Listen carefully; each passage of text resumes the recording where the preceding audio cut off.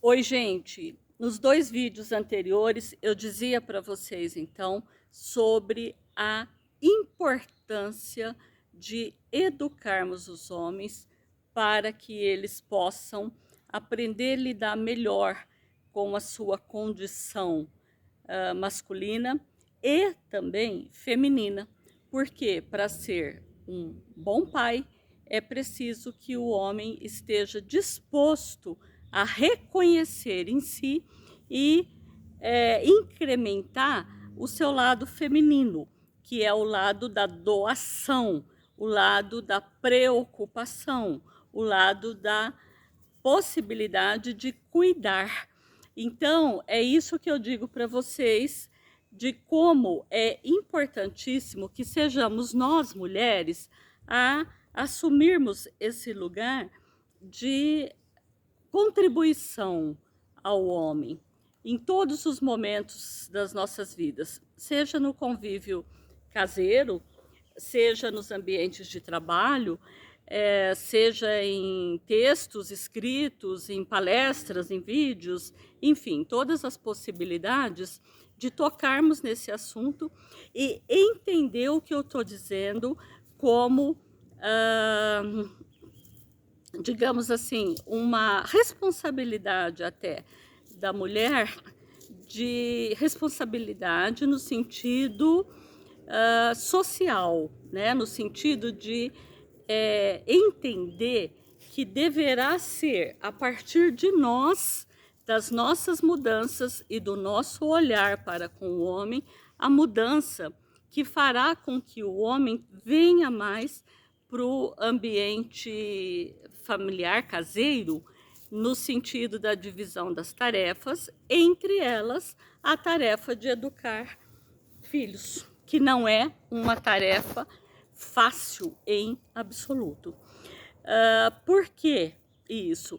Nos anos 80, nós tínhamos um comercial que dizia: não basta ser pai, tem que participar. E foi, digamos assim, um dos primeiros movimentos da sociedade clamando a participação masculina na educação dos filhos. Mas não deu resultado não o esperado.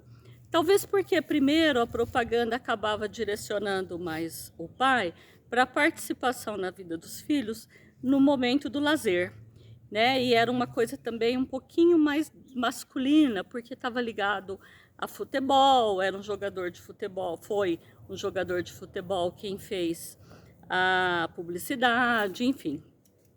E isso tudo pode ser modificado. A gente não vê hoje apelos de comerciais, de publicidade, para a responsabilização do homem.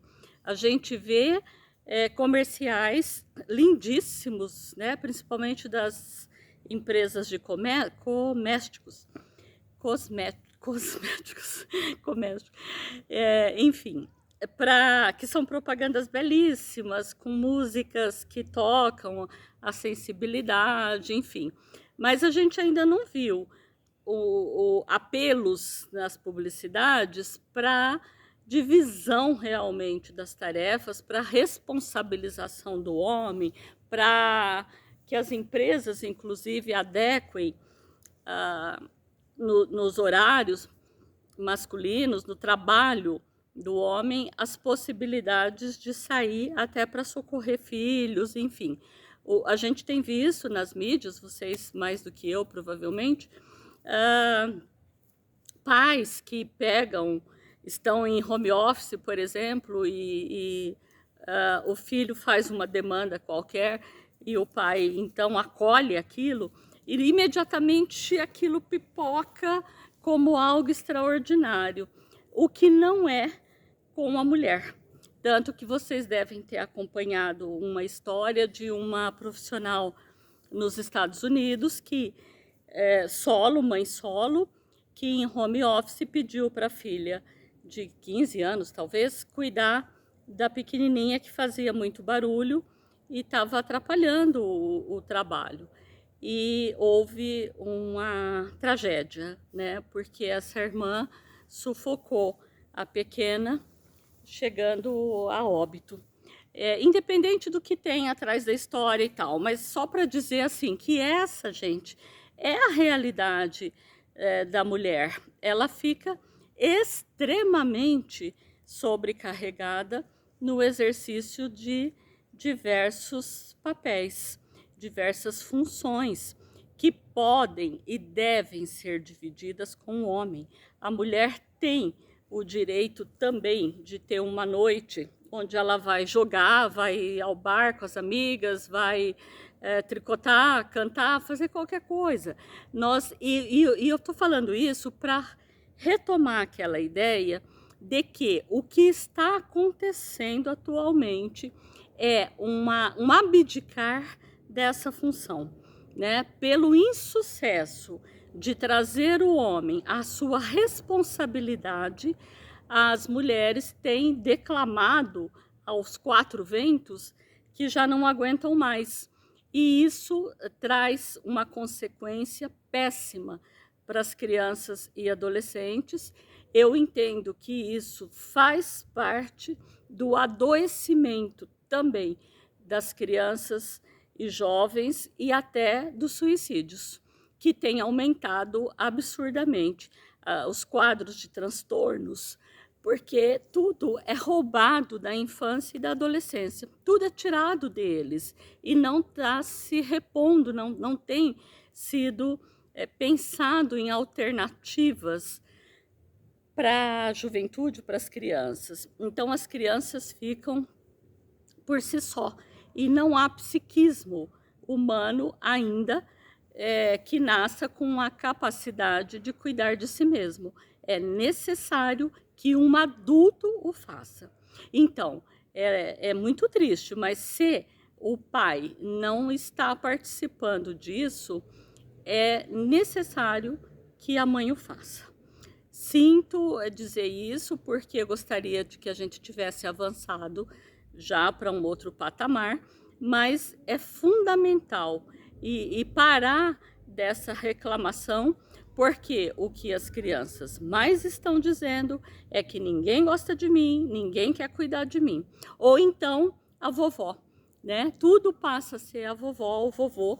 E tem tido também uma repercussão de vídeos, de posts sobre avós, naquela linha também do que pode fazer tudo, né, entre aspas, estragar as crianças, mas também da linha de que eu faço mesmo porque eu tenho que ajudar minha filha, meu filho e etc. E, na verdade, o que tem acontecido são avós tomando para si a responsabilidade da formação da criança.